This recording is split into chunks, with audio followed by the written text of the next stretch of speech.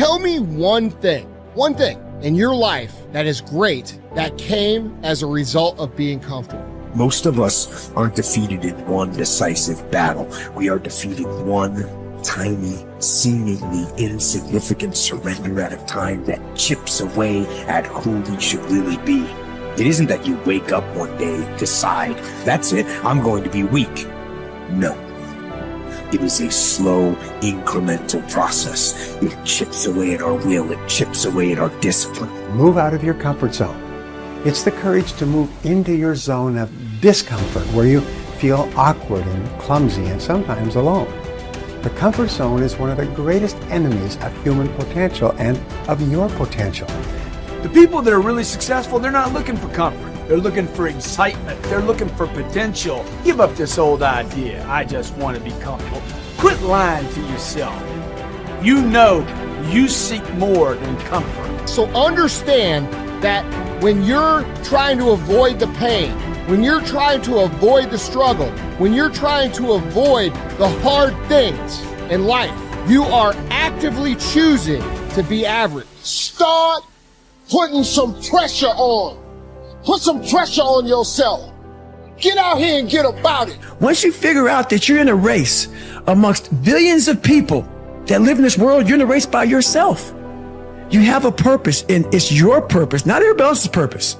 It is your purpose and only your purpose, and it's your race. That means you are persistently bigger than your excuses. You are persistently bigger than feeling lazy. And you are persistently beating the feelings that typically stop you.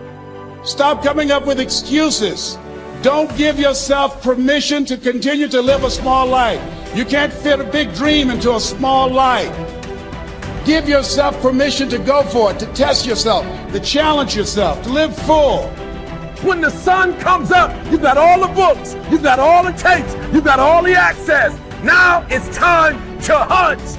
And what separates you from everybody else is that when it's time to hunt, you're ready to hunt. What I've come to appreciate when you're working on changing your life, changing some bad habit, getting out of addictive situations or relationships, or working to build a dream or making a difference in our society, it's hard.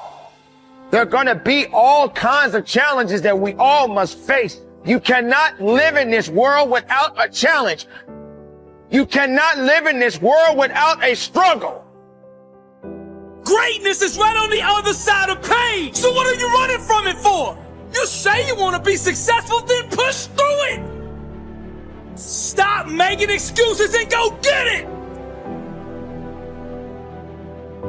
The lack of self-discipline is the major cause of failure, frustration, underachievement, and unhappiness in life. It causes us to make excuses and sell ourselves short.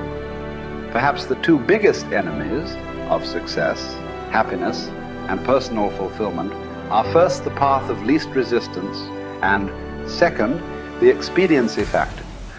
The path of least resistance is what causes people to take the easy way in almost every situation. They seek shortcuts to everything. They arrive at work at the last minute and leave at the first opportunity. They look for get rich, quick schemes and easy money. Over time, they develop the habit of always seeking an easier, faster way to get the things they want, rather than doing what is hard but necessary to achieve real success. The expediency factor, which is an extension of the law of least resistance, is even worse when leading people to failure and underachievement. This principle says people invariably seek the fastest and easiest way to get the things they want, right now, with little or no concern for the long-term consequences of their behavior. In other words, most people do what is expedient, what is fun and easy, rather than what is necessary for success. Every day, and every minute of every day, there is a battle going on inside of you between doing what is right, hard, and necessary, like the angel on one shoulder, or doing what is fun, easy, and of little or no value, like the devil on your other shoulder. Every minute of every day, you must fight and win this battle with the expediency factor and resist the pull of the path of least resistance, if you truly desire to become everything you are capable of becoming. And then when you see people take on more responsibility and decide that they're going to aim up and confront their suffering honestly and forthrightly, that their lives get better and the lives of people around them get better too. And so that's very strange as well, because it also means that the pathway to less suffering is through suffering, right? And that's that would be hopeful if the world was constituted that way. It's like, well, there's suffering. How do you make it worse? Run away. How do you make it better? Confront it. Yeah, but it's suffering. It's like, yeah, but it's there. There it is. It's right there. It's a precondition for existence or something like that. And it's like you have something important to do as well. And you confront it, and that's the pathway to transcending it.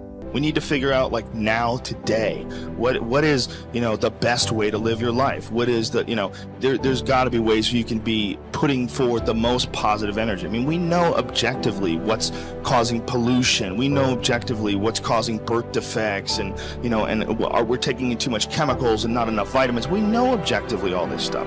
We know how to organize our world, and yet we don't do it. We know how to organize our health, and yet very few people do it. We know all these things. The right path to being a happy, healthy person is to do all the shit that we already know you're supposed to do.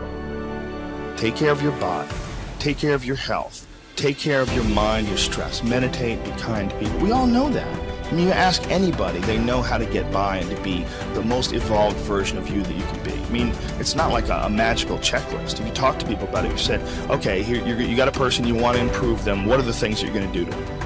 Okay, well, if I was a life coach, the first thing I would say is this guy's got to get on a diet that makes him healthy. I don't mean a diet just to lose weight. I mean just healthy foods in your body. Many, many vegetables. Start working out your body and get a better sense of how this machine feels when it's moving, it's flowing better, there's less tension in it, your mind feels relaxed and you enjoy every single moment of the day better. Step 1, everybody knows that step, right? What's step 2? Be cool to people. Be nice to as many people as you can. Smile at as many people as you can. Have them smile back at you. Tip well when you go to restaurants. Just do the most you can. Be as nice as you can and just still manage to not have people walk all over you. Just get through this life as nice as you can. The average human is capable of unbelievable improvement. That's the thing that's my superpower. I don't think I'm special. I just realized in looking at the science that humans actually are capable of this incredible amount of change. It is the strategy that our species took to be able to pass knowledge on through culture rather than having to have everything be instincts. And in having that layer where we can drink in the culture and read books and learn from other people, and even now we're all learning from things that people thought thousands of years ago and wrote down. It's insane. It travels through to you, and all of that wisdom stored in culture, so that as your parents are teaching you things, they're actually encapsulating a ton of the wisdom that is enjoyed, whether it's enjoyed from religion or books or whatever. You're bathed in a culture that is giving you all of this incredible information. And so recognizing how powerful and potent that is incredibly meaningful. But you have to understand that you have to allow yourself to believe that you can learn from that culture in the same way that everybody else can. And that's what you're designed to do. Now, for me, that completely gave me the confidence, and I put confidence in air quotes because it's not like I believe something specific about myself. I just believed that the human animal is capable of this extraordinary change. And so now I just needed to point myself in that direction. Now, this is the key. Once I realized that I could get better at anything, it dawned on me that how I spend my time is a spiritual consideration. And I didn't want to die with potential that I failed to turn into skill set. That to me, that speaks to me. How much of my potential can I actually turn into skill set and get good at this stuff and push and grow and improve? That to me is just this incredibly intoxicating thing. So for me, the discipline, the confidence, all of that comes from recognizing the human animal. Nothing special about me. The human animal is capable of extraordinary change. I'm going to have to put time and energy into doing it, but I'm capable of getting this change. Therefore, I can do anything I set my mind to. Therefore, it really matters what I choose to spend my time on. Therefore, I want to put structure and discipline in my life so that I can move forward on things that excite me, that matter to me, because I really can have this big crazy dream that I'm thinking of. So my discipline is really born of my desire to have that thing, coupled with my belief that I can actually get there. Desire and belief. Get those two things right, and the discipline will take care of itself.